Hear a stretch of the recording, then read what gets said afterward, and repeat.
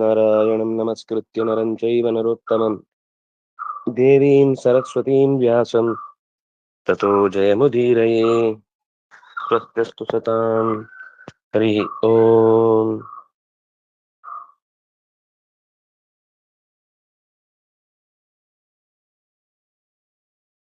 ಮೂವತ್ತೈದು ನಿನ್ನೆ ಆಗಿತ್ತಲ್ವಾ?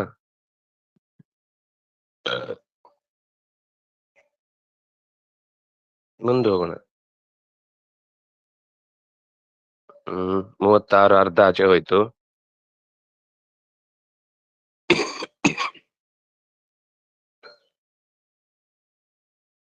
ಚೂರು 36 ಅರ್ಧ ಹಿಂದೆದ್ದು ಸ್ವಲ್ಪ ಹಾಕಿ.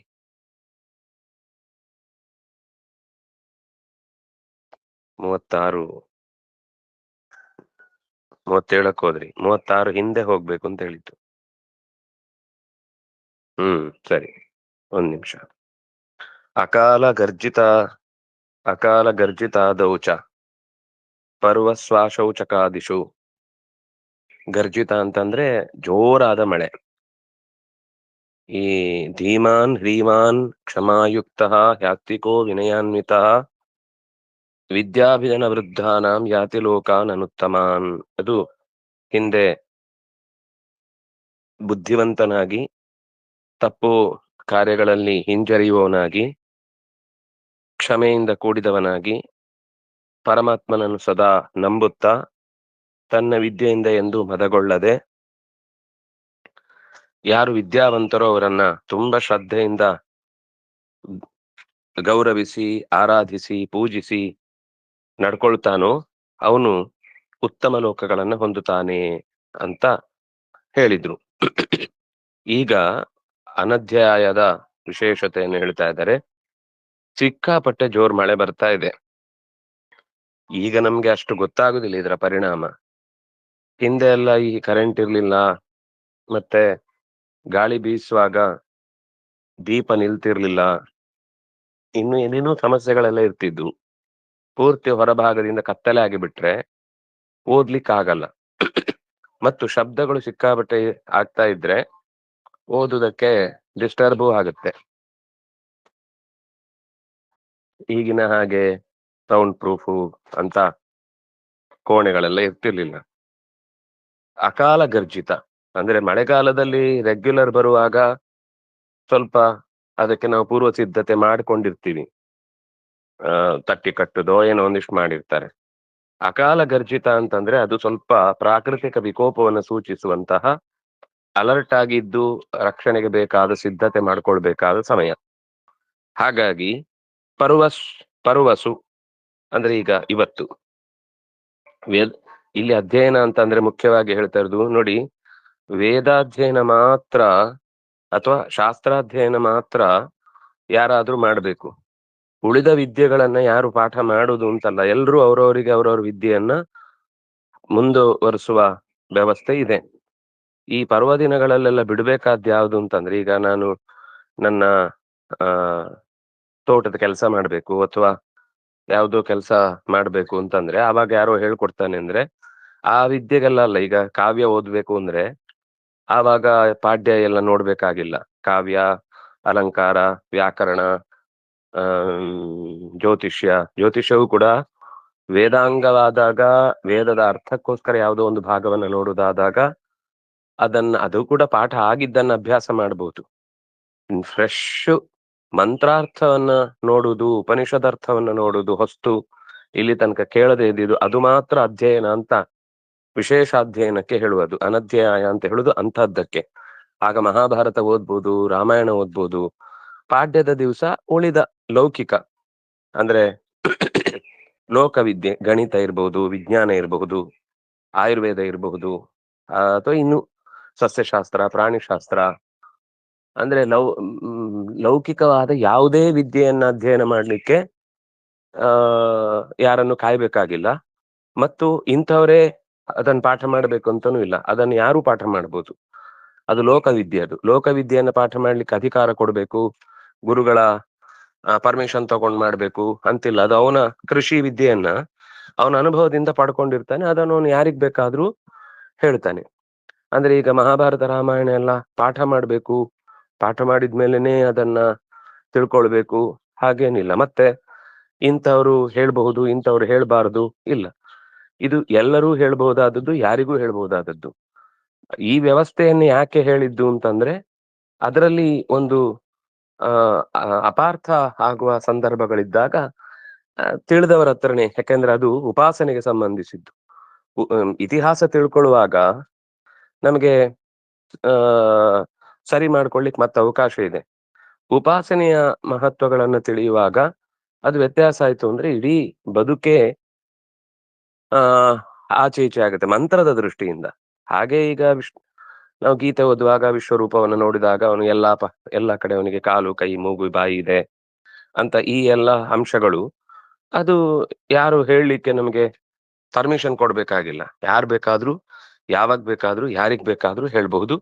ಹಾಗಾಗಿ ಆ ಪರ್ವ ಮೊದಲಾದ ದಿನಗಳಲ್ಲಿ, ಆಶೌಚಾದಿ ದಿನಗಳಲ್ಲಿ ವಿಶೇಷ ಅಧ್ಯಯನ ಇಲ್ಲ. ಆ ಮುಂದೋಗೋಣ. ಆಶೌಚಕಾದಿಷು, ಅದು ಆ ಕಾದಿಷು ಅನ್ನೋ ಶಬ್ದದಿಂದ ಇದು ಏನು ಹ್ಮ್ ಶಿಷ್ಟಾಗಮನ ಆಗತ್ತೆ. ಯಾರೋ ತುಂಬಾ ದೊಡ್ಡೋರು ಬರ್ತಾರೆ, ಅವಾಗ ಮತ್ತೆ ಪಾಠ ಇರಲ್ಲ. ಅವಾಗ ಅನಧ್ಯಾಯ. ಮತ್ತೆ ಅನಧ್ಯಾಯ ಅಂದ್ರೆ ಹೊಸ ಪಾಠ ಇರಲ್ಲ ಅಂತ. ಅವರು ಏನೋ ಚರ್ಚೆ ಮಾಡ್ತಾರೆ, ಅವ್ರು ಒಂದಿಷ್ಟು ಹೇಳ್ತಾರೆ. ಅಥವಾ ಹುಟ್ಟಿನ ಆ ಏನಂತಾರೆ ಹ್ಮ್ ಸೂತಕ, ಮೃತಕ ಅಲ್ಲ, ಅದು ಕೂಡ ಅಧ್ಯಯನ ಮಾಡುವುದಕ್ಕೆ ಕೆಲವೊಮ್ಮೆ ತುಂಬಾ ಸಂತೋಷ ಆದಾಗ್ಲೂ ಯಾಕೆ ಸಂಧ್ಯಾ ಕಾಲದಲ್ಲಿ ಜಪಕ್ಕೆ ಒತ್ತು ಅಂತಂದ್ರೆ, ನಮ್ಮ ದೇಹ ಮನಸ್ಸು ಎರಡೂ ಕಡೆ ಎನರ್ಜಿ ಸಮಾನವಾಗಿ ಪಾಸ್ ಆಗ್ತಾ ಇರುತ್ತೆ. ಯಾವಾಗ್ಲೂ ಅತಿಯಾಗಿ ಬಲಮೂಗಿನಲ್ಲಿ ಗಾಳಿ ಹೋಗ್ತಾ ಇದೆ ಅಂದ್ರೆ ಆವಾಗ ಅಧ್ಯಯನಕ್ಕೆ ಸೂಕ್ತ ಸಮಯ ಅಲ್ಲ ಅಂತ. ಎಡಮೂಗಿನಲ್ಲೂ ತುಂಬಾ ಗಾಳಿ ಹೋಗ್ತಾ ಇದೆ ಅಂದ್ರೆ ಆಗ್ಲೂ ಕೂಡ ಅದು ಸೂಕ್ತ ಅಲ್ಲ ಅಂತ. ಎರಡರಲ್ಲೂ ಸಮಾನವಾಗಿ ಹೋಗ್ಬೇಕು, ಅದು ಸಮಸ್ಥಿತಿ. ಪ್ರಾಣಾಯಾಮದ ಉದ್ದೇಶವೇ ಅದು. ನಮ್ಮ ದೇಹದಲ್ಲಿ ಎರಡೂ ಕಡೆ, ಬಲಗಡೆ ಆಗ್ಲಿ ಎಡಗಡೆ ಆಗ್ಲಿ, ದೇಹ ಸಮಸ್ಥಿತಿಯಲ್ಲಿ ಹೋಗ್ಬೇಕು. ಈ ತುಂಬಾ ಸಂತೋಷದಾಯಕವಾದ ಘಟನೆ ನಡೆದಾಗ ಅದು ನಮಗೆ ಹೆಚ್ಚು ಅಪಾರ್ಥವನ್ನು ಉಂಟು ಮಾಡುವ ಸಾಧ್ಯತೆಗಳು ಇರ್ತವೆ. ದೇಹದಲ್ಲಿ ಬಲಭಾಗದಲ್ಲಿ ಗಾಳಿ ಪ್ರವೇಶ ಮಾಡುವುದು ಆಗ ಸಾಮಾನ್ಯ ಜಾಸ್ತಿ, ತುಂಬಾ ಆನಂದ ಉಂಟಾದಾಗ. ಹಾಗಾಗಿ ಅದು ಕಂಟ್ರೋಲ್ ತಪ್ಪಿದ್ರೆ, ಅರ್ಥ ಅನರ್ಥಗಳೆಲ್ಲ ಉಂಟಾದ್ರೆ ಅನ್ನುವ ಕಾರಣಕ್ಕೋಸ್ಕರ ನಮ್ಗೆ ಯಾರ ಬಗ್ಗೆಯೂ ಗೊತ್ತೇ ಇಲ್ಲ, ಪ್ರಶ್ನೆ ಇಲ್ಲ ಅಂದಾಗ ಅದೆಲ್ಲ ಏನಂತಾರೆ ಎಕ್ಸೆಪ್ಷನ್. ವ್ಯಕ್ತಿಯೇ ಗೊತ್ತಿರುವುದಿಲ್ಲ ಯಾರು ಅಂತ. ನಮ್ಗೆ ಇನ್ನೂ ಒಂದೇನು ಅಂದ್ರೆ, ನಮ್ಗೆ ಅದು ಕರೆಕ್ಟ್ ಆಗಿ ಗೊತ್ತಿದ್ದು ಅವನು ಶಾಸ್ತ್ರದ ರೀತಿಯಲ್ಲಿ ಬದುಕ್ಲೇ ಇಲ್ಲ ಅಂತ ಆದಾಗ್ಲೂ ಅದಕ್ಕೂ ಶಾಸ್ತ್ರ ಅವನನ್ನ ನೀವು ಲೆಕ್ಕಕ್ಕೆ ತಗೊಳ್ಬೇಕಾಗಿಲ್ಲ, ಕಾಷ್ಠವತ್, ಅವನನ್ನ ಕೇವಲ ಒಂದು ಮರದ ಕೊರಡನ್ನ ಸುಟ್ಟು ಬಿಡುವ ಹಾಗೆ ಸುಟ್ಟು ಬಿಟ್ರೆ ಮುಗ್ದೋಯ್ತು, ಆ ಶೌಚಾದಿ ಆಚರಣೆಗಳೇ ಬೇಕಾಗಿಲ್ಲ, ಅವನು ಪೂರ್ತಿ ಅಧಾರ್ಮಿಕನಾಗಿ ಬದುಕಿದ್ದು ಅಂತಾದ್ರೆ ಅಂತ ಅಲ್ಲಿ ನಿರೂಪಣೆ ಮಾಡ್ತಾರೆ. ಇದು ಅನಧ್ಯಾಯಕ್ಕೂ ಕಾರಣವಾಗುತ್ತೆ. ಆ ದಿವಸ ಬುಧಃ ಕುರ್ಯಾತ್ ಉಪರಾಗಾದಿಕೆ ತಥಾ. ಉಪರಾಗ ಅಂತಂದ್ರೆ ಗ್ರಹಣ. ಗ್ರಹಣದ ದಿವಸ ಪಾಠ ಹೊಸ್ತಿಲ್ಲ, ಪಾರಾಯಣ ಮಾಡಬಹುದು. ಹೊಸ ವಿಷಯಗಳನ್ನ ಅಧ್ಯಯನ ಮಾಡುದು ಅಂತಿಲ್ಲ, ಪ್ರವಚನ ಮಾಡಬಹುದು. ಆಚಾರ್ಯರು ಪ್ರವಚನ ಮಾಡಿದ್ರು. ಆಚಾರ್ಯರು ಗ್ರಹಣದ ಸಂದರ್ಭದಲ್ಲಿ ಕಣ್ವ ತೀರ್ಥದ ಸಮುದ್ರದ ತೀರದಲ್ಲಿ ಸಾರ್ವಜನಿಕರಿಗೆ, ಎಲ್ಲರಿಗೂ ಏನು ಐತರೆಯ ಪಾಠ ಮಾಡಿದ್ದು. ಪಾಠ ಅಂದ್ರೆ ಪದ ಪದ ಹಿಡಿದು ಅಲ್ಲ, ಇಡೀ ಆ ಉಪನಿಷತ್ತಿನ ಸಾರ, ಇಡೀ ಉಪನಿಷತ್ತಿನ ಪ್ರತಿಯೊಂದು ಉಪಾಸನೆಯ ಅಗತ್ಯ ಯಾರಿಗೆ ಮಹತ್ವದ್ದಿದೆಯೋ ಎಲ್ಲರನ್ನೂ ಕುರಿತು, ಸಾಮಾನ್ಯ ಜನರನ್ನೇ ಕುರಿತು ಅವರು ಹೇಳಿದ್ದು. ಯಾರು ಇವ್ರು ಬರ್ಬೋದು, ಇವ್ರು ಬರಬಾರದು, ಅಪಕ್ರಾಮಂತ ಗರ್ಭಿಣ್ಯ ಅಂತ ಹೇಳಿದ ರೀತಿಯ ಮಾತುಗಳನ್ನೆಲ್ಲ ಅವರು ಲೆಕ್ಕಕ್ಕೆ ತಗೊಳ್ಳಿಲ್ಲ. ಹಾಗಾಗಿ ಉಪರಾಗಾದಿ ಸಂದರ್ಭದಲ್ಲಿ ಪಾಠ ಇಲ್ಲ, ಪ್ರವಚನ ಇದೆ. ಪಾಠ ಮತ್ತು ಪ್ರವಚನಕ್ಕೆ ವ್ಯತ್ಯಾಸ ಇದೆ. ಪ್ರವಚನದಲ್ಲಿ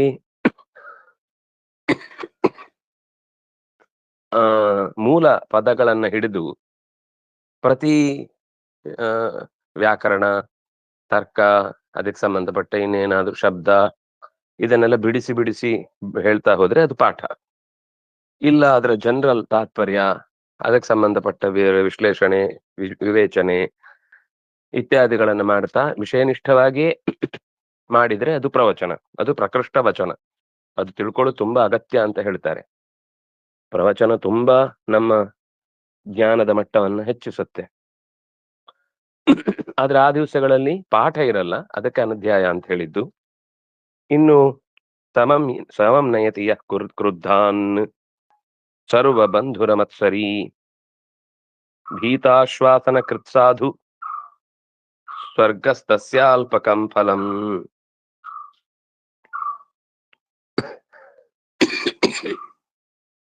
ಯಹ ಸಮಂ ನಯತಿ, ಎಲ್ಲರಲ್ಲೂ ಏನು ವ್ಯತ್ಯಾಸ ಮಾಡದೆ, ಕ್ರುದ್ಧಾನ್ ಸರ್ವಬಂಧುರ ಮತ್ಸರಿ,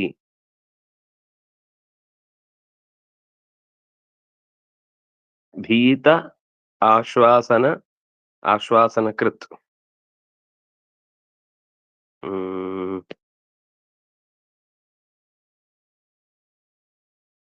ಏನೋ ಶ್ಲೋಕ ತಪ್ಪಿದೆ ಅನ್ಸುತ್ತೆ.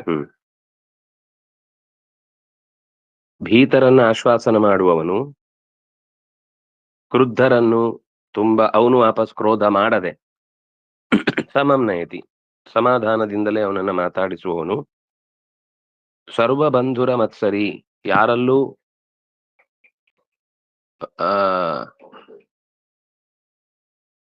ಬಂಧುರ ಅಂದ್ರೆ ದೂರ ಮಾಡುದು, ಯಾರಲ್ಲೂ ಮತ್ಸರ ಮಾಡದೇ ಇರುವವನು, ಅವನಿಗೆ ಸ್ವರ್ಗದ ಫಲ ಅನ್ನೋದು ಬಹಳ ಚಿಕ್ಕದಾಗುತ್ತೆ. ಅವನಿಗೆ ಅದಕ್ಕಿಂತ ಆಚೆದ್ದು ಕೊಡ್ತಾರೆ ಅಂತ ಅರ್ಥ. ಸ್ವರ್ಗದ ಸುಖಕ್ಕಿಂತ ಹೆಚ್ಚಿನ ಸುಖವನ್ನು ಅವನಿಗೆ ಕೊಡ್ತಾರೆ. ತಪಾದಿಷು ಛತ್ರಿ, ವರ್ಷ ಅಂದ್ರೆ ಮಳೆ, ಆತಪ ಅಂದ್ರೆ ಬಿಸಿಲು, ಅಲ್ಲಿ ಛತ್ರಿ ದಂಡಿ, ರಾತ್ರಟವೀಷು ಚ ಶರೀರತ್ರಾಣ ಕಾಮೋ ವೈ ಸೋಪಾನತ್ಕಃ ಸದಾ ವ್ರಜೇತ್. ಮಳೆ ಇರುವಾಗ, ಬಿಸಿಲು ಇರುವಾಗ ಛತ್ರಿ ಹಿಡ್ಕೊಳ್ಬೇಕು. ಕಾಡಿನಲ್ಲಿ ಪ್ರಯಾಣ ಮಾಡುವಾಗ, ರಾತ್ರಿಯ ಹೊತ್ತು ಓಡಾಡುವಾಗ ದಂಡವನ್ನ ಕೈಯಲ್ಲಿ ಹಿಡ್ಕೊಂಡಿರ್ಬೇಕು. ಶರೀರವನ್ನ ಯಾವಾಗ್ಲೂ ಉಳಿಸ್ಕೊಳ್ಳುವುದಕ್ಕೋಸ್ಕರ ಪ್ರಯತ್ನ ಪಡಬೇಕು. ಅದಕ್ಕೋಸ್ಕರ ಸೋಪಾನತ್ಕಃ, ಕಾಲಿಗೆ ಚಪ್ಪಲಿ ಹಾಕೊಂಡು ವ್ರಜೇತ್ ಓಡಾಡ್ಬೇಕು. ನೋಡಿ ಎಷ್ಟು ಕಾಳಜಿ. ನೋರ್ಧ್ವಂನ ತಿರ್ಯದ್ ದೂರಂ ವಾ ನ ಪಶ್ಯನ್ ಪರ್ಯಟಯದ್ ಬುಧಃ ಯುಗಮಾತ್ರಂ ಮಹೀ ಪೃಷ್ಠಂ ನರೋ ಗಚ್ಚೇದ್ ವಿಲೋಕಯನ್.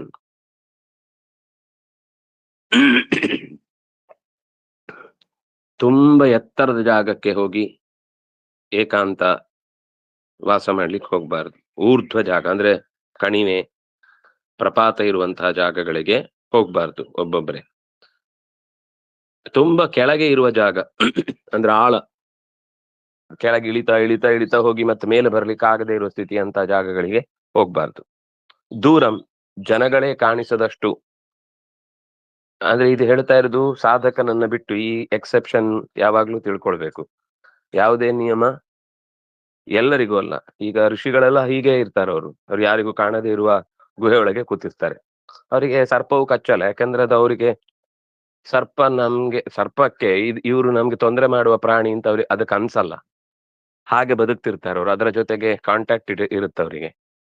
ನಮ್ಗೆ ಹಾಗಲ್ಲ, ಸಾಧನೆ ಮಾಡ್ತಾ ಇನ್ನು ಮೊದಲ ಹೆಜ್ಜೆ ಇಟ್ಟವರಿಗೆ ಯಾವ ಪ್ರಾಣಿ ಏನ್ ಮಾಡುತ್ತೆ ಅಂತ ನಾವೇ ಹೆದರ್ಕೊಂಡು, ಅದು ಹೆದರಿಸಿ ಕಚ್ಚಿಸ್ಕೊತೀವಿ ನಾವು.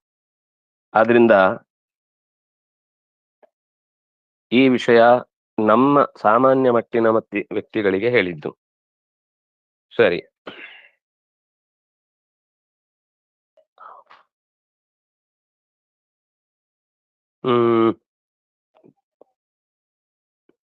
ನೋಡದೆ, ನೆಲ ನೋಡದೆ, ನ ಪಶ್ಯನ್ ಪರ್ಯಟೇದ್ ಬುಧ ಯುಗ ಮಾತ್ರ ಮಹೀ ಪೃಷ್ಠಂ.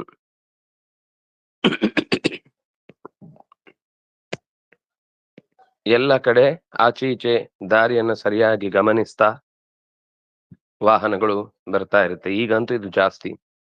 ಆವಾಗ ಬೇರೆ ತರ ಸಮಸ್ಯೆಗಳು ಇರ್ತಿದ್ವು. ಕಾಡಿನಲ್ಲಿ ಹೋಗುವಾಗ ಮೇಲ್ಭಾಗದಿಂದ ಜೋತು ಬಿದ್ದ ಕಂಬಳಿ ಹುಳ, ಅಥವಾ ಯಾವ್ದಾದ್ರು ಹಾವು ಇಂಥದ್ದೆಲ್ಲ ಇರ್ತಿದ್ದಾದ್ರಿಂದಾಗಿ ನೆಲ ನೋಡ್ಕೊಂಡು ಹೋಗ್ಬೇಕು. ಮಹೀಪೃಷ್ಠಂ, ಎರಡೂ ಹೆಜ್ಜೆಗಳನ್ನಿಡುವಾಗ ಯುಗ ಮಾತ್ರಂ, ಎರಡು ಹೆಜ್ಜೆಗಳನ್ನಿಡುವಾಗ್ಲೂ ನೆಲ ನೋಡ್ಕೋತಾ ಓಡಾಡ್ಬೇಕು.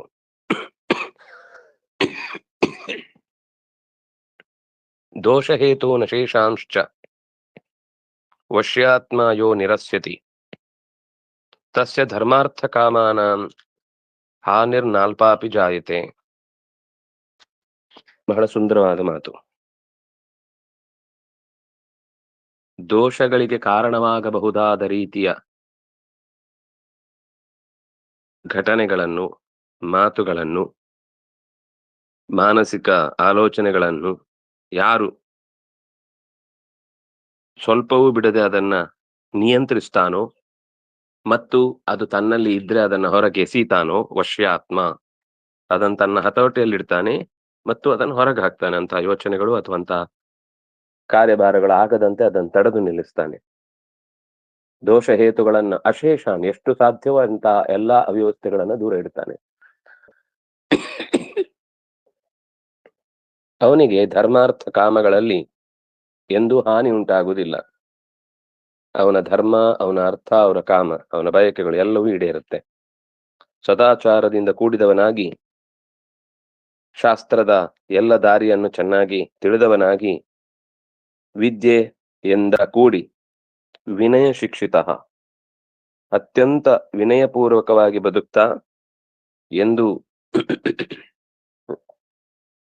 ಯಾರನ್ನು ದೊಡ್ಡ ಮಾತುಗಳಿಂದ ಘರ್ಷಣೆ ಮಾಡದೆ, ಪಾಪೇಪಿ, ದುಷ್ಟನಿಗೆ ಕೂಡ ಕೇವಲ ಅವನ ಯಾವತ್ತೋ ಮಾಡಿದ ದೌಷ್ಟ್ಯವನ್ನು ಗಮನಿಸಿ ಈಗ ಬೈಕೊಳ್ಳದೆ, ಪಾಪೇ ಪುರುಷೇಪಿ ಅಪಾಯ ಅಪಾಪಃ, ಕೆಟ್ಟವನಿಗೆ ವಾಪಸ್ ಕೆಟ್ಟದ್ದು ಮಾಡಬೇಕು ಅಂತ ಯೋಚನೆ ಮಾಡದೆ ಅವನಿಗೂ ಒಳ್ಳೇದನ್ನೇ ಯಾರು ಬಯಸ್ತಾನೋ, ಅಭಿದತ್ತೇ ಪ್ರಿಯಾಣಿಯ, ಅವನು ಮೈತ್ರಿ ದ್ರಾವಂ ಮೈತ್ರಿ ದ್ರವಾಂತ ಕರ್ಣ ತಸ್ಯ ಮುಕ್ತಿ ಕರೆ ಸ್ಥಿತ.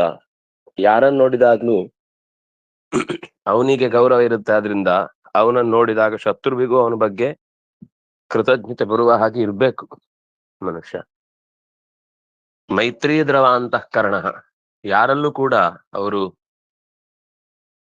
ವಿರೋಧವನ್ನ ಆಲೋಚನೆ ಮಾಡಲ್ಲ. ಶಿಕ್ಷೆ ಕೊಡುದು ಬೇರೆ, ಆದ್ರೆ ಒಬ್ಬ ವ್ಯಕ್ತಿಯನ್ನು ನೋಡಿದ ತಕ್ಷಣ ಅವನ್ ಏನು ಅಂತಾನೆ ಗೊತ್ತಿಲ್ಲ ನಮ್ಗೆ, ಅವನ್ ಕೇವಲ ಒಂದು ಯಾವ್ದೋ, ಈಗ ಇವನಿಗೆ ಯಾರೋ ಒಬ್ಬ ಸಾಫ್ಟ್ವೇರ್ ಅಥವಾ ಯಾರೋ ಒಬ್ಬ ಏನ್ ಹೇಳೋಣ ಪ್ಲಂಬ್ಲರ್ ಒಬ್ಬ ಹಿಂದೆ ಇವ್ರ ಮನೆಯಲ್ಲಿ ಬಂದು ಎಲ್ಲ ಕಳ್ಳತನ ಮಾಡ್ಕೊಂಡು ಹೋಗಿರ್ತಾನೆ. ದಾರಿಯಲ್ಲಿ ಯಾರೇ ಪ್ಲಂಬರ್ ಗಳನ್ನ ಕಂಡ್ರು ಇವನಿಗೆ ಕಿರಿಕಿರಿ ಆಗ್ತಾ ಇರುತ್ತೆ. ಅಥವಾ ಇಂಥದ್ ಯಾವ್ದೋ ಒಬ್ಬ ವ್ಯಕ್ತಿಯಿಂದ ಒಂದು ತೊಂದರೆ ಆಯ್ತು ಅಂತ ಇಟ್ಕೊಳ್ಳಿ, ಎಲ್ಲಿ ನೋಡಿದ್ರು ರುರುವಿನ ಹಾಗೆ. ಅವನಿಗೆ ಒಂದು ಸರ್ಪ ಕಚ್ಚಿತು ಅಂತನ್ನುವ ಕಾರಣಕ್ಕೆ ಅವನ ಪ್ರೇಮಿಗೆ ಸರ್ಪಗಳ ಕುಲವನ್ನೇ ನಾಶ ಮಾಡ್ತಾ ಇದ್ದ. ಹಾಗಲ್ಲದ ರೀತಿಯಲ್ಲಿ ನಮ್ಮ ಎಚ್ಚರ ಬದುಕು ಇರಬೇಕು. ಎಲ್ಲಿಯಾದ್ರೂ ಒಂದು ವ್ಯಕ್ತಿಯಿಂದ ತೊಂದರೆ ಆಯ್ತು ಅಂತ ಅಂದ ಮಾತ್ರಕ್ಕೆ ಎಲ್ಲರ ಮೇಲೂ ದ್ವೇಷ ಕಾಡುವುದಲ್ಲ. ಮೈತ್ರಿ ದ್ರವ ಅಂತಃಕರಣ, ಸಹಜವಾಗಿ ಎಲ್ಲರ ಮೇಲೆ ಗೌರವ ಪ್ರೀತಿ ಇದ್ದೇ ಅವನು ಯೋಚನೆ ಮಾಡ್ತಾನೆ. ತಸ್ಯ ಮುಕ್ತಿ ಕರೆಯುತ್ತ, ಅವನಿಗೆ ಮುಕ್ತಿ ಅನ್ನೋದು ಸದಾ ಕೈಯಲ್ಲಿದೆ. ಅವನಿಗೆ ಮುಕ್ತಿ ಅನ್ನೋದನ್ನ ಅವನು ಪಡ್ಕೊಳ್ಳಿಕ್ಕೆ ಮತ್ತೆ ಪ್ರತ್ಯೇಕವಾದ ಪ್ರಯತ್ನ ಮಾಡ್ಬೇಕಾಗಿಲ್ಲ. ಯೇ ಕಾಮಕ್ರೋಧ ಲೋಭಾನಾಂ ವೀತರಾಗ ನ ಗೋಚರೆ ಸದಾಚಾರ ಸ್ಥಿತಾಸ್ತೇಷಾಂ ಅನಭಾವೈ, ಅದು ಅನುಭಾವೈ ಆಗ್ಬೇಕು ಏನೋ, ಕೆಳಗು ಮುಂದೋಗಿ, ಅನುಭಾವೈ ಧೃತಾಮಹಿ, ಅನಭಾವೈ ಅಂತ ಕಾಣಿಸ್ತಿತ್ತು, ಸರಿ. ಸದಾಚಾರ ಸ್ಥಿತಾ ತೇಷಾಂ ಅನುಭಾವೈ ಧೃತಾಮಹಿ, ಸಜ್ಜನತೆಯ ಆಚರಣೆಗಳಿಂದ, ತೇಷಾಂ ಅವರ ಅನುಭವದ ವಿಶೇಷ ವರ್ತನೆಗಳಿಂದ, ಮಹೀಧೃತ ಅಂತ ಸಜ್ಜನರಿರುವುದರಿಂದಲೇನೆ ಕಾಮಕ್ರೋಧಗಳಲ್ಲಿ ಆಸೆಗಳನ್ನ ತೊರೆದು, ವೀತರಾಗಾಹ ನಗೋಚರೆ ಎಂದು ಕೂಡ ಯಾರ ವಿಷಯದಲ್ಲೂ ಕೂಡ ಅವರು ಬೇಡವಾದ ಆಲೋಚನೆಗಳನ್ನು ಮಾಡುವುದೇ ಇಲ್ಲ. 3 ಬಿಡಬೇಕಾದದ್ದು ಕಾಮ, ಕ್ರೋಧ, ಲೋಭ. ಇದು 3 ಬಿಟ್ಟದ್ದು ಮಾತ್ರ ಅಲ್ಲ, ಅಂಥ ಪ್ರಸಂಗಗಳಿಗೆ ಅವಕಾಶವೇ ಕೊಡದಂತೆ ಯಾರು ಅನುಭಾವದಿಂದ ಬದುಕ್ತಾರೋ ಅವರಿಂದ ಈ ಭೂಮಿ ಇನ್ನೂ ಕೂಡ ಸಂಪದ್ಭರಿತವಾಗಿದೆ, ಮಳೆ ಬರ್ತಾ ಇದೆ, ಬೆಳೆ ಕೊಡ್ತಾ ಇದೆ. ಯಾವಾಗ ಮನುಷ್ಯನ ಆ, ಗುಣಧರ್ಮಗಳು ಅತ್ಯಂತ ನಾಶಕರವಾಗುತ್ತೋ ಆವಾಗ ಭೂಮಿ ಫಲ ಕೊಡುವುದನ್ನು ನಿಲ್ಲಿಸ್ಬಿಡುತ್ತೆ. ವೇನನ ಕಥೆ ನೀವು ಕೇಳಿರ್ತೀರಿ. ಭೂಮಿ ಫಲ ಕೊಡುವುದನ್ನೇ ನಿಲ್ಲಿಸಿದ್ದಕ್ಕಾಗಿ ಮತ್ತೆ ಪೃಥು ಅದನ್ನ ಬೇಡಿಕೊಂಡು ಕೊನೆಗೆ ಜೋರ್ ಮಾಡಿ ಭೂಮಿಯಿಂದ ಬೆಳೆಯನ್ನ ತೆಗೆದ ಅಂತ. ತಸ್ಮಾತ್ ಸತ್ಯಂ ವದೇತ್ ಪ್ರಾಜ್ಞಃ ಯತ್ ಪರಿಪ್ರೀತಿ ಕಾರಣಂ ಸತ್ಯಂ ಯತ್ ಪರ ದುಃಖಾಯ ತದಾ ಮೌನ ಪರೋ ಭವೇತ್. ಸತ್ಯವನ್ನ ಯಾವಾಗ್ಲೂ ಹೇಳಬೇಕು ಪ್ರಾಜ್ಞನಾದವನು. ಯತ್ಪರ ಪ್ರೀತಿ ಕಾರಣ, ಆದ್ರೆ ಆ ಸತ್ಯದಿಂದ ಬೇರೆಯವ್ರಿಗೆ ಸಂತೋಷ ಆಗ್ಬೇಕು. ಸತ್ಯಂ ಯತ್ ಸಜ್ಜನ ದುಃಖಕಾರ, ಈಗ ಯಾರೋ ಒಬ್ಬ ಸಜ್ಜನನಿಗೆ ಆ ಸತ್ಯದಿಂದ ತುಂಬಾ ದುಃಖ ಆಗುತ್ತೆ. ತದಾ ಮೌನ ಪರೋ ಭವೇತ್, ಸುಳ್ಳು ಹೇಳುದಲ್ಲ, ಅದನ್ನು ಹೇಳದೇ ಇರುವುದಷ್ಟೇ. ತದಾ ಮೌನ ಪರೋ ಭವೇತ್, ಎಷ್ಟು ಚಂದದ ವ್ಯಾಖ್ಯಾನ ಸತ್ಯಕ್ಕೆ. ಯಾರೋ ಒಬ್ಬ ಸಜ್ಜನನಿಗೆ ಅತ್ಯಂತ ದುಃಖ ಆಗತ್ತೆ ಈ ಮಾತು ಕೇಳಿದ್ರೆ.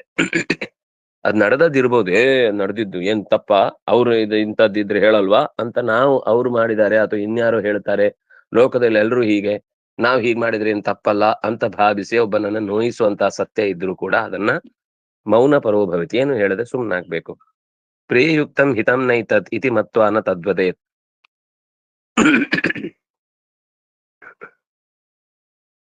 ಇದು ಉಕ್ತಂ, ಒಂದು ವೇಳೆ ಹೇಳಿದ್ರೆ ಹಿತವೂ ಅಲ್ಲ ಪ್ರಿಯವೂ ಅಲ್ಲ. ಇದನ್ನ ತಿಳಿದು ಅಂಥ ಮಾತುಗಳನ್ನ ಹೇಳ್ಬಾರದು. ಶ್ರೇಯಸ್ತತ್ರ ಹಿತಂ ವಾಚ್ಯಂ, ಯಾವಾಗ್ಲೂ ಹಿತವನ್ನ ಹೇಳುವುದಕ್ಕೆ ಮನುಷ್ಯ ಪ್ರಯತ್ನ ಪಡಬೇಕು. ಯದ್ಯಪ್ಯತ್ಯಂತಂ ಅಪ್ರಿಯಂ, ಅದು ಅತ್ಯಂತ ಅಪ್ರಿಯವಾಗಿದ್ರು ಹಿತ ಆಗಿದ್ರೆ ಅಂತ ಸಂದರ್ಭದಲ್ಲಿ ಶ್ರೇಯಸ್ಸಿಗೆ ಕಾರಣ ಆಗತ್ತೆ ಅಂತ ಆದಾಗ ಅದನ್ನ ಹೇಳದೇ ಇರಬಾರದು. ಎಷ್ಟು ಚೆನ್ನಾಗಿದೆ. ಶ್ರೇಯಸ್ತತ್ರ, ಅದು ಶ್ರೇಯಸ್ಸಿಗೆ ಕಾರಣ, ಮತ್ತು ಹಿತ ಅದನ್ನು ವಾಚ್ಯಂ ಯದ್ಯಪಿ ಅತ್ಯಂತಂ ಅಪ್ರಿಯಂ, ಅದು ಕಳ್ಳತನ ಮಾಡಿದ್ದನ್ನ ತಂದೆ ತಾಯಿಗಳ ಹತ್ರ ಬೀದಿಯಲ್ಲಿದ್ದವ್ರು ಬಂದು ಹೇಳ್ತಾರೆ. ಯಾಕೆ ಹೇಳ್ತಾರೆ ಅಂದ್ರೆ, ಅಪ್ಪ ಅಮ್ಮನಿಗೆ ಗೊತ್ತಿದ್ರೆ ನಾಳೆ ಅವನ ಆಟಿಟ್ಯೂಡು ಬದಲಾಗತ್ತೆ ಅಂತ. ಅವನು ನಮ್ಮನೆಗೆ ಹೆಲ್ಪ್ ಮಾಡ್ತಾನೆ, ಆದ್ರೆ ಅವ್ನು ತಪ್ಪು ಮಾಡಿದ್ದನ್ನು ಹೇಳಲಿಕ್ಕೆ ತಂದೆ ತಾಯಿಗಳ ಹತ್ರ ಹೇಳಿದ್ರೆ ನಾಳೆ ಬರಲ್ಲ ಹೆಲ್ಪ್ ಮಾಡ್ಲಿಕ್ಕೆ ಅನ್ನೋ ಅಷ್ಟೇ ಕಾರಣಕ್ಕೆ ಹೇಳದೆ ಬಿಟ್ಬಿಡುದಲ್ಲ. ಅಥವಾ ಅವರೇ ತಿದ್ದಿ ಆದ್ರೂ ಹೇಳ್ಬೇಕು, ಅಥವಾ ಯಾರಿಂದ ತಿದ್ದುಕೊಳ್ಳಿಕ್ ಸಾಧ್ಯವೋ ಅಂಥವ್ರಿಗೆ ಅದನ್ನ ತಿಳಿಸ್ಬೇಕು. ಅದು ಅಪ್ರಿಯವಾಗಿದ್ರು ಕೂಡ ನಮ್ಗೆ ಬೇರೆ ಉಪಕಾರ ಆಗ್ತಾ ಇದೆ ಅಂತ ಆದ್ರೂ ಕೂಡ ಅದನ್ನ ವಾಚ್ಯಂ ಶ್ರೇಯಸ್ತತ್ರ ಹಿತಂ ವಾಚ್ಯಂ. ಪ್ರಾಣಿನಾಮುಪಕಾರಾಯ ಯಥೈವೇಹ ಪರತ್ರ ಚ ಕರ್ಮಣ ಮನಸಾ ವಾಚಾ ತದೇವ ಮತಿಮಾನ್ ಭವೇತ್. ಸಕಲ ಜೀವರಾಶಿಗಳಿಗೆ ಕೂಡ ಉಪಕಾರ ಮಾಡುವ ದೃಷ್ಟಿಯಿಂದ ಇಹ ಪರ ಎರಡೂ ಕಡೆಗಳಲ್ಲಿ ಶ್ರೇಯಸ್ಸಿಗೆ ಕಾರಣವಾದಂಥದ್ದನ್ನ ಮಾತಿನಿಂದಲೂ ಕರ್ಮದಿಂದಲೂ ಅಥವಾ ಕ್ರಿಯೆಯಿಂದಲೂ ಮತಿಮಾನ್ ವದೇತ್. ವದೇತ್ ಅಂದ್ರೆ ಹೇಳುದು. ಏನೇ ಹೇಳುದಿದ್ರು ಕೂಡ ಅದನ್ನ ಮನಃಪೂರ್ವಕವಾಗಿ ಹೇಳಬೇಕು, ಕೆಲವೊಮ್ಮೆ ಕ್ರಿಯಾಯುಕ್ತರಾಗಿ ಹೇಳಬೇಕು, ಕೆಲವು ಮಾನಸಿಕವಾಗಿ ಒಳ್ಳೆ ಭಾವನೆಯಿಂದ ಹೇಳಬೇಕು. ಅದು ಇಹಕ್ಕೂ ಪರಕ್ಕೂ ಕಾರಣವಾಗತ್ತೆ. ಆದ್ರೆ ಅದರ ಉದ್ದೇಶ ಉಪಕಾರ ಆಗಿರ್ಬೇಕು. ಉಪಕಾರಾಯ, ಸಮಸ್ತ ಜೀವರಾಶಿಗಳಿಗೆ ಉಪಕಾರಕ್ಕೆ ಕಾರಣವಾಗುವಂತದ್ದಾಗಿದ್ರೆ ಮಾತ್ರ ಅದನ್ನು ಹೇಳ್ಬೇಕು. ಅದು ಉಪಕಾರ ಅಂತ ಮೇಲ್ನೋಟಕ್ಕೆ ಅನ್ನಿಸಿ ನಾಳೆ ದೊಡ್ಡ ಅಪಕಾರ ಆಗುತ್ತೆ ಅಂದ್ರೆ ಅದು ಬೇಡ. ಈಗ ತಕ್ಷಣದಲ್ಲಿ ಅವನಿಗೆ ಸಂತೋಷ ಆಗುತ್ತೆ, ಆದ್ರೆ ಉಳಿದವರಿಗೆ ನಾಳೆ ಗೊತ್ತಾದ್ಮೇಲೆ ಬೇಸರ ಆಗುತ್ತೆ, ಬೇಡ. ಯಾರೋ ಒಬ್ಬನ ಸಂತೋಷಕ್ಕಾಗಿ ಸಾವಿರಾರು ಜನರ ದುಃಖವನ್ನ ನಾವು ಹೆಚ್ಚಿಸಬಾರದು. ಅಂದ್ರೆ ಈ ವಿಷಯದಲ್ಲಿ ಕೆಲವೊಮ್ಮೆ ಸಹನೆ ಅನ್ನೋದು ಈ ಅರ್ಥದಲ್ಲಿ. ಯಾಕೆ ನಾವು ಕಷ್ಟಪಡ್ಬೇಕು ಸುಮ್ನೆ ಎಲ್ರೂ ಆ ಕಷ್ಟವನ್ನ ಅನುಭವಿಸಿ ಅವ್ರವ್ರಿಗೆ ಬೇಕಾದಾಗ ಹೇಳ್ಕೊಳಲ್ವಾ, ನಾವು ಮಾಡಬಾರ್ದಾ ಅಂತ ನಮ್ಗೆ ಕೆಲವು ಸಣ್ಣ ಪ್ರಯೋಜನಗಳನ್ನ ಮುಂದಿಟ್ಟುಕೊಂಡು ದೊಡ್ಡ ಆಕ್ಷೇಪಗಳನ್ನ ಮಾಡುವುದನ್ನ ನಾವು ನೋಡುತ್ತೇವೆ. ಇದೆಲ್ಲ ಬಹಳ ಸೂಕ್ಷ್ಮ. ಇದು ಹೇಳಿ ಅರ್ಥ ಆಗುದಲ್ಲ, ಜೀವನದಲ್ಲಿ ಅಂತವ್ರ ಜೊತೆಗೆ ಬದುಕಿದ್ರೆ ಮಾತ್ರ ಇದು ಅರ್ಥ ಆಗುದು. ಇದು ಎಷ್ಟು ಬಿಡಿಸಿ ಹೇಳಿದ್ರು ಸ್ವಾರ್ಥಪರತೆ ಅಥವಾ ಇವತ್ತಿನ ಶಿಕ್ಷಣದ ವ್ಯವಸ್ಥೆಯಲ್ಲಿ ಈ ಸರಿ ತಪ್ಪುಗಳೆಲ್ಲ ಹೆಚ್ಚು ನಿರ್ಧಾರ ಮಾಡೋದು ಕಷ್ಟ ಆಗುತ್ತೆ. ಯಾಕೆ, ನ್ಯಾಯ ಅಂತಾನೆ ಅನ್ಸುತ್ತೆ. ನ್ಯಾಯ ಇದೆ, ನಾನು ಯಾಕೆ ಕೇಳಬಾರ್ದು ಅಂತ. ಆದ್ರೆ ಅದರಿಂದ ಯಾವುದೋ ಒಂದು ತೊಂದರೆ ಆಗತ್ತೆ, ಇಲ್ಲ ಅದರಿಂದ ಹಾನಿ ಆಗತ್ತೆ ಅಂತ ಹೇಳಿದ್ರೆ ಅದೆಲ್ಲ ನನ್ಗೆ ಗೊತ್ತಿಲ್ಲ. ನಾನ್ ನ್ಯಾಯಯುತವಾಗಿದ್ದೇನೆ, ಕಾನೂನಿನ ಪ್ರಕಾರ ಇದು ಸರಿ, ಧರ್ಮದ ಪ್ರಕಾರ ಸರಿಯೋ ಗೊತ್ತಿಲ್ಲ, ಕಾನೂನಿನ ಪ್ರಕಾರ ಸರಿ, ಹಾಗಿದ್ದಾಗ ಇದನ್ನೇ ಮಾಡಬೇಕು ಅಂತ ಹಠ ಮಾಡಿ ಕಾನೂನಿನ ಪ್ರಕಾರವೇ ರಸ್ತೆ ಕ್ಲೋಸ್ ಮಾಡ್ತಾರೆ. ಅಲ್ಲಿ ವಸ್ತುತಃ ರಸ್ತೆ ಇಲ್ಲ. ಆದ್ರೆ ಧರ್ಮದ ಪ್ರಕಾರ ನೋಡಿದ್ರೆ ಅವ್ರಿಗೆ ಬೇರೆ ದಾರಿ ಇಲ್ಲ. ಆ ರಸ್ತೆ ಬಿಡ್ಲೇಬೇಕು ಅವರಿಗೆ. ಬಿಟ್ರೇನೆ ಆದ್ರೆ ಮ್ಯಾಪ್ ಅಲ್ಲಿ ತೋರಿಸಿಲ್ಲ ರಸ್ತೆ. ತೋರಿಸಿಲ್ಲ, ಕಾನೂನಿನ ಪ್ರಕಾರ ಇಲ್ಲ, ನಾವ್ ಬಿಡಲ್ಲ ಅಂದ್ರೆ ಪಾಪ ಆ ರಸ್ತೆ ಹೋಗ್ಬೇಕಾದವನಿಗೆ ಆ ದಾರಿಗೆ 8 ಕಿಲೋಮೀಟರ್ ಸುತ್ಕೊಂಡು ಹೋಗ್ಬೇಕಾಗುತ್ತೆ. ಆ 'ಮಾನ್ಸಿ' ಅಂತ ಒಂದು ಸಿನಿಮಾ ಬಂದಿತ್ತು. ಅದರಲ್ಲಿ ಅವನಿಗೆ ವಸ್ತುತಃ ಒಂದು ಪಕ್ಕದ ಆಸ್ಪತ್ರೆಗೆ ಹೋಗ್ಲಿಕ್ಕೆ ಸರಿಯಾಗಿ ಹೋದ್ರೆ 1.5 ಕಿಲೋಮೀಟರ್. ಆದ್ರೆ ನೀರ್ ತರ್ಲಿಕ್ಕೆ ಅನ್ಸುತ್ತೆ ಆಸ್ಪತ್ರೆಗಲ್ಲ. ಆದ್ರೆ ಹೇಗಾಗಿತ್ತು ಅಂದ್ರೆ ನೀರ್ ತರ್ಲಿಕ್ಕೆ ಊರವರೆಲ್ಲ ಒಂದ್ 8, 10 ಕಿಲೋಮೀಟರ್ ತಿರುಗಿ ಹೋಗ್ಬೇಕಿತ್ತು. ಆಗೊಬ್ಬನೇ ವ್ಯಕ್ತಿ ಅಷ್ಟು ದೊಡ್ಡ ಮಧ್ಯದ ಬೆಟ್ಟವನ್ನ ಕಡಿದು ದಾರಿ ಮಾಡಿ ಊರವರಿಗೆಲ್ಲ ಇಡೀ ಬದುಕು ಒಂದು ದಿವಸ ಅಲ್ಲ, ಹುಚ್ಚ ಅಂತ ಅವನನ್ನ ಬೈತಾರೆ. ನೀವು ಒಂದ್ಸಲ ನೋಡ್ಬೇಕು, ತುಂಬಾ ಚೆನ್ನಾಗಿದೆ. ಆ ತರದ ಅನೇಕ ಘಟನೆಗಳನ್ನ ನಾನ್ ನೋಡಿದ್ದೇನೆ ಕೂಡ. ಅವ್ರಿಗೆ ಒಂದು ಪೈಸೆ ಉಪಯೋಗ ಇಲ್ಲ. ಬೇರೆಯವರೆಲ್ಲರೂ ಸಂತೋಷವಾಗಿರ್ತಾರೆ ಅನ್ನೋ ಕಾರಣಕ್ಕೋಸ್ಕರ ಇಡೀ ಜೀವಮಾನ ಅದಕ್ಕೋಸ್ಕರ ಶ್ರಮ ಪಡ್ತಾನ ವ್ಯಕ್ತಿ. ಅಂತವ್ರು ಈಗ್ಲೂ ಇರ್ತಾರೆ. ಅದ್ರಿಂದಾಗಿ ಇನ್ನೂ ನಾವು ಬೈಕೊಂಡು ಓಡಾಡ್ತಾ ಇದ್ರು ಅಥವಾ ನಾವು ಸ್ವಾರ್ಥಿಗಳಾಗಿ ಓಡಾಡ್ತಾ ಇದ್ರು, ನಮ್ ಕಾಲಕ್ಕೆ ಸರಿಯಾಗಿ ಮಳೆ ಬೆಳೆ ಬರ್ತಾ ಇರದ ಕಾರಣ ಅಂತಹ ಸಜ್ಜನರು ಆ ರೀತಿ ಮತಿಮಾನ್ ತಿಳಿವಳಿಕೆ ಉಳ್ಳವನಾಗಿ ನಾವು ಮಾತುಗಳನ್ನ ಆಡ್ಬೇಕು ಅನ್ನೋದನ್ನ ಹೇಳಿದ್ರು. ಮತ್ತೆ ಉಳಿದ ಚಿಂತನೆಯನ್ನ ನಾಳೆ ಅನುಸಂಧಾನ ಮಾಡೋಣ. ಶ್ರೀ ಹರಿಪ್ರಿಯತಾಂ ಶ್ರೀ ಕೃಷ್ಣಾರ್ಪಣಮಸ್ತು. ಅಲ್ಲಿಗೆ 12ನೇ ಅಧ್ಯಾಯ ಮುಕ್ತಾಯ ಆಯ್ತು. ನಮಸ್ಕಾರ.